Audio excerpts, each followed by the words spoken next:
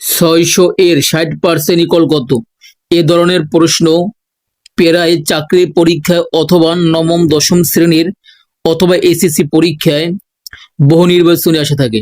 দেখো তাহলে যেহেতু বলা হচ্ছে 600 এর 60% কত, তাহলে যেহেতু 600 বলছে আমরা 600 বসিয়ে দিলাম। এখন এর বলতে তোমার গুণ বোঝানো হয়, এবং যেহেতু বলছে 60% তার মানে এই 60 আমরা লিখে দিলাম, এবং এই পার্সেন্টের পরিবর্তে সব সময় তোমাকে 100 বসাতে হবে। পার্সেন্ট বলতে তোমার 100 বোঝানো হয়। দেখো 60-এর শূন্য এবং 100 শূন্য কাটাকাটি, এই শূন্য এবং এই শূন্য কাটাকাটি, নিচে থাকে তোমার এই দাগটা যদি আমরা সম্পূর্ণ বিবেচনা করি তাহলে নিচে থাকে 1। 1 দ্বারা তুমি যে সংখ্যাকে গুণব করো ওই সংখ্যাই হবে।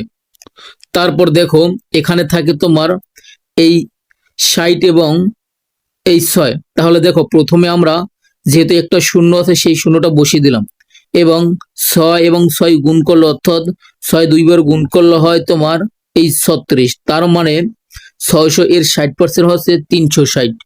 আশা করি বুঝতে পারছো। যদি তোমার কাছে ভালো লাগে অবশ্যই চ্যানেলটা সাবস্ক্রাইব করে দিবা, এবং টিকটক অথবা ফেসবুকে দেখে থাকলে ফলো করে দিবা। খোদা হাফেজ।